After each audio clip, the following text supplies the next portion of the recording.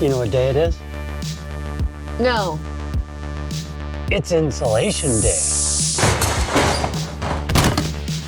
We are going to put some wood bracing across, and between that we will put this 2-inch insulation, which is twice as thick as 1 inch. And when you slap one layer of insulation on top of the other, they do add up.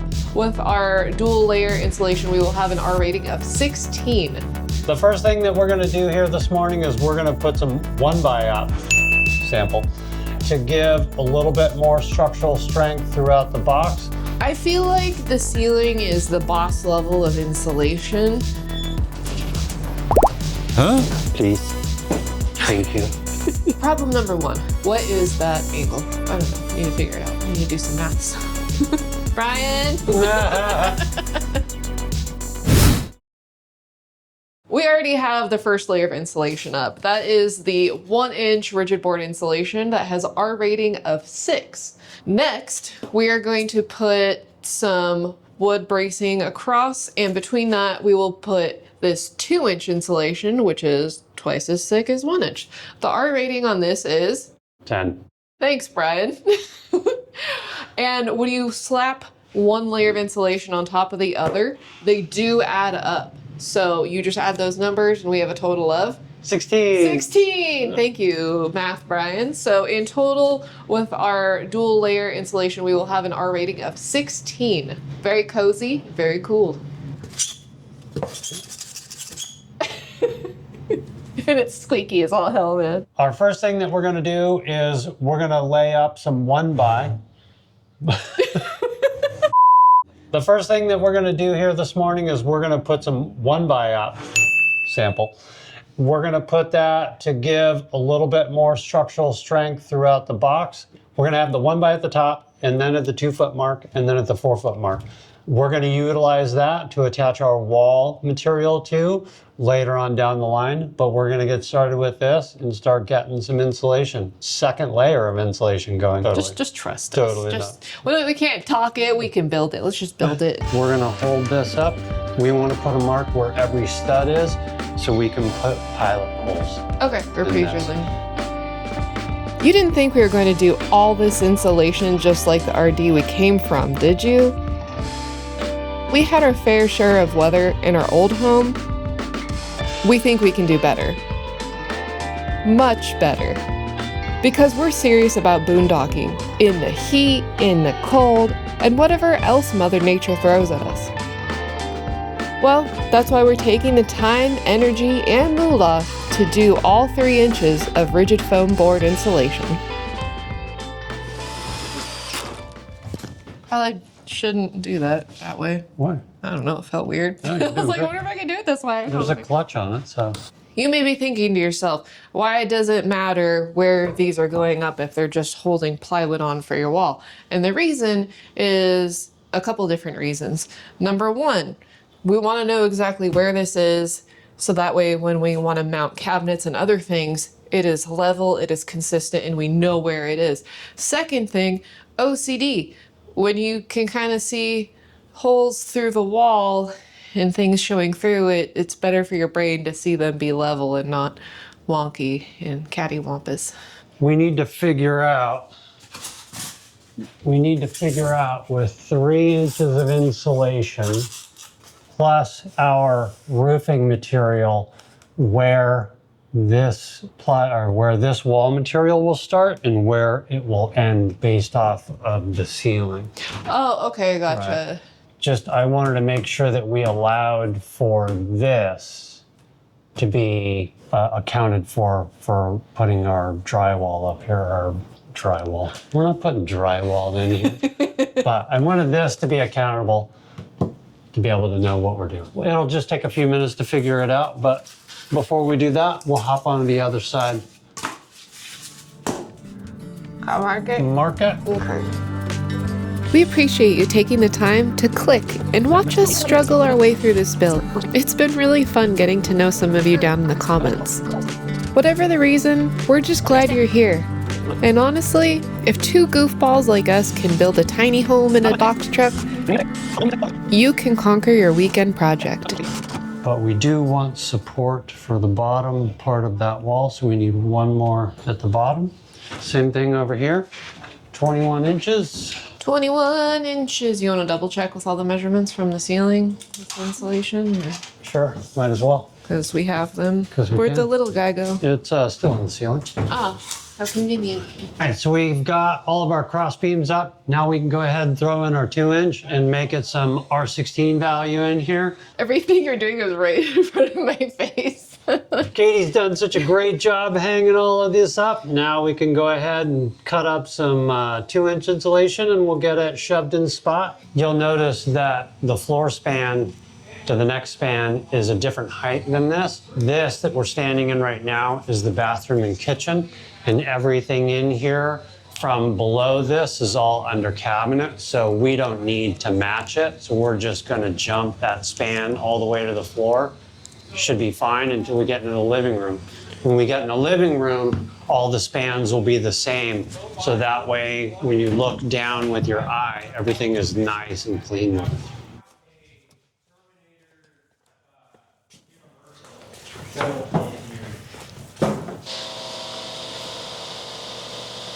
We're using a closed cell foam to help any type of moisture that might be produced from different temperatures being inside and outside. I believe most RVs are made with some type of polystyrene. So this is kind of 2 steps up from polystyrene. And if you don't know what R value is, Katie's going to give us a little voiceover and let us know all about it. Ever wonder how your home manages to stay perfectly cozy, even when the weather outside is throwing a tantrum? It all comes down to a thing called R value. Think of R value as your insulation's superpower. The R stands for thermal resistance. Simply put, the higher the R value, the better the material is at stopping heat from sneaking out in the winter and blasting in during the summer. But we chose rigid board insulation for a few really great reasons. It's incredibly durable. It doesn't settle or pack down over time, and it acts like a continuous airtight shield for your space. Oh, and it is a closed cell foam, meaning it will not absorb water like a sponge. By installing a solid 3 inches of it, we're hitting that impressive R16 rating. That means we will get maximum comfort, use less energy, and have a home that handles whatever the weather decides to do. It's smart, it's effective, and it's going to make a massive difference for us in our box truck conversion. Well, Katie wanted me to go ahead and finish mounting this one and giving her thumb meat a break. Yeah, what do you call that? It's this stuff. It's not your thumb, but it's like your thumb meat, like the muscles and stuff. It's just a little sore. And I have so much crap in my eyes right now, too. If you didn't catch one of our earlier episodes where we went over all of this, when we did this front wall in front of the tank, we did this exactly like we're doing right now, is we put the 2-inch insulation in front of the 1-inch insulation, and the 1x is giving us an anchor point to anchor our wall to. That's really the breakdown of what we got going on. And we're both really pumped. When we started framing inside the box truck, I gave a little test of how echoey and tinny it is in here. And it's starting to reduce that quite a bit. So make sure that you like and subscribe. And later on, when this is all totally done, we're gonna do that same test again, and hopefully you can hear the difference. So. We're coming back here tomorrow because we still got the ceiling. It's shiny silver and we need to put insulation up there, okay? We're coming back tomorrow, that's what I'm trying to say. Can you tell someone's tired? What are we doing today? The fun continues with trying to now put insulation overhead. We've got 3 inches of insulation to put in between each 2-foot span. And we're going to use a little Loctite PL 300. We have no idea what it is, but it's such a cool name. I'm familiar with Loctite being for fittings and for keeping them from unscrewing, so I like that product, which means I'm very optimistic about this one. Hopefully we can just squeeze out a little bit, kind of thin it out, tack up a 1-inch foam board, and then do the same with the 2-inch, and then slap that up and stick to that to give us some ability to just keep it up there without having to tape it or something like that. But if all else fails, we'll tape it. So we just foresee. Oh, no, donut. I just foresee figuring out the amount of time to let it dry to become tacky before we stick it up there. 20 minutes. 20 minutes? Was that YouTube or was that tube? That was it. Product description. Product description. Okay, so 20 minutes we'll let it dry before slapping it up there. I feel like the ceiling is the boss level of insulation. We've put it up on the walls. We put it up in weird, tight spots. But now, not only are we trying to stick something to the ceiling that is working against gravity, but we have these channels up here, these strut things on the ceiling that are actually at an angle.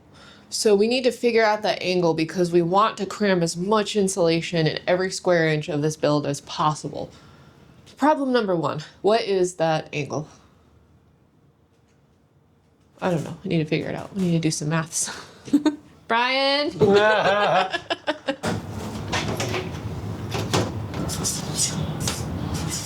The very first one you and I still need to add, but we can put the 1-inch. Okay, so. And this one is going to be the most complex. Dun, dun, dun. The front roof strut is a hat channel, and it's a different angle. So it'll take a little extra work to get that one in there and fancy. We'll get more comfortable with some of the other ones, and then we'll backtrack for it. Yeah. Which, by the way, I drew a window. I don't think you could see it. No, it's beautiful though. I drew a window right there. What's the next step? We have measurement number 1, measurement number 2. 5/8. Huh? Please. Thank you. We should be able to figure this out with a speed square or a framer square. Yeah, I like that better. Do you need help? I need help. I think it's too big. Polygon doesn't fit into my hexagon. All right, we got a little bit more figuring to do. There's no lie. But doesn't this look cute? Like, you know? So let me show you the problem, the new problem we ran into. Not only do we have angles, but we also got the silicone goo to deal with. Silicone goo. Please be aware, Brian is moving stuff. Don't get damaged or hit. I think that's a subtle reminder to me. We have figured out how to cut the main piece to fit it in. We have figured out how to trim the corners to get around the silicone that is in the corners already. There is one last problemo, and that is the 2-inch gap on one side because the material is just a little short. So Brian is wedging in a Franken piece that he made. Oh, I got you. Franken piece. Not necessarily drying as fast as I was hoping, but I have no idea what I'm doing, but we're doing it. Welcome to the struggle bus. Where are you at? What'd you do? 1-inch insulation is now complete on the ceiling for the most part. Now we are moving to the 2-inch insulation, and I need to take a list of the measurements. So putting in this framing finally made the box truck feel like a home. And yes, I know I've been saying that after literally every single step. But listen, it's true. It is totally surreal to see a real house shaping up inside a plain white box that used to be hauling tires for a living back in Arizona. With every layer of insulation we add, the shop noise dampens and the whole mood shifts. Honestly, we can't hear each other through the aluminum siding anymore, which is great reassurance that we'll actually sleep soundly the next time we have to camp next to someone that's a hardcore generator enthusiast, or next to a shockingly loud highway. Time for a little confession. I have never lived in a home that felt permanent. I've basically been a little hermit crab. Rentals are fine, but you're always stressing about that security deposit. And when we moved onto the sailboat and then the RV, Well, we had to keep everything pristine and acceptable to the masses for resale value. But this? The box truck? My little hermit crab heart is exploding because Brian and I finally have a shell big enough to do whatever we want. No future buyer to please. If we want an unconventional floor plan, weird building materials, or boldly painted walls, we're doing it. It's the first home we've ever built entirely from scratch, and we're running with it. Powered by pure imagination and a healthy dose of inexperience. I will not apologize for saying it feels like a home, because it does. Anywho, back to the struggle bus. This just feels so amazing because you can see the progress and feel the progress. With every board we put in, the sound just gets dampened and isn't so echoey and tinny, so it just feels like a home. It feels, I don't know, trying to not cry. Every moment feels like a pivotal moment and it's so amazing, but really it is. It's just one step closer to us living back on the road, and every little bit brings something different to the house, whether it's framing for strength or this insulation for warmth and a barrier against the heat. It's just pretty magical. Pretty magical, man. We're back here after the ceiling insulation has been put in. We only have one piece that fell. Brian and I both thought there were going to be way more. We thought there was going to be a lot more. Yeah, we crammed those things in there. I guess I shouldn't be too surprised. What are we doing today? Finishing everything. Well, it's the weekend, so we're a little confused at what we got going on here this morning, but I think we have an idea. We still got to put in the furring strips on the 1.5 inch cross braces, and then we're going to get some of that super fancy alien 1950s spacecraft tape. Oh, I'm like, where are you going with this? What the hell are you talking about? That tape is really cool. Yeah, if I ever make an alien suit or anything like that, or if I'm a spaceman, I'm using that stuff. Since we were able to stick 1 inch of insulation within the framing of the box and able to stick 2 inches, and our cross member is 1.5 inches, you can tell that we've got a gap. So we're just creating a little furring strip here that's going to fill in that gap and let our wall mount flush, which will just give a nicer reveal when we get to our finished product. That's our goal for today, is get all of these furring strips in here and get this tape. Let's get those furry strips on. Let's get those furry strips on.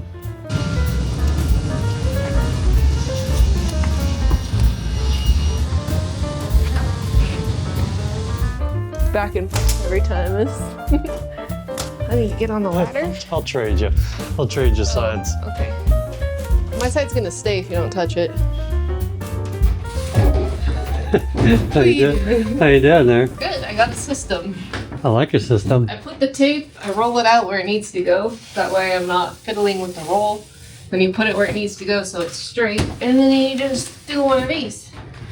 That looks pretty simple. It doesn't work when it's above your head on the ceiling, but for stuff on the wall, it's fantastic.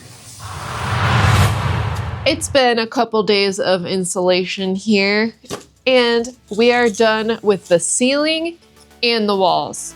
The spots that are open right now, we're just waiting for windows, but the bulk of it is completely done. We still have to do the floor. Make sure you like and subscribe to see what we get into next week. Bye. Successfully taped the insulation for all of the underground insulation. Well, not underground.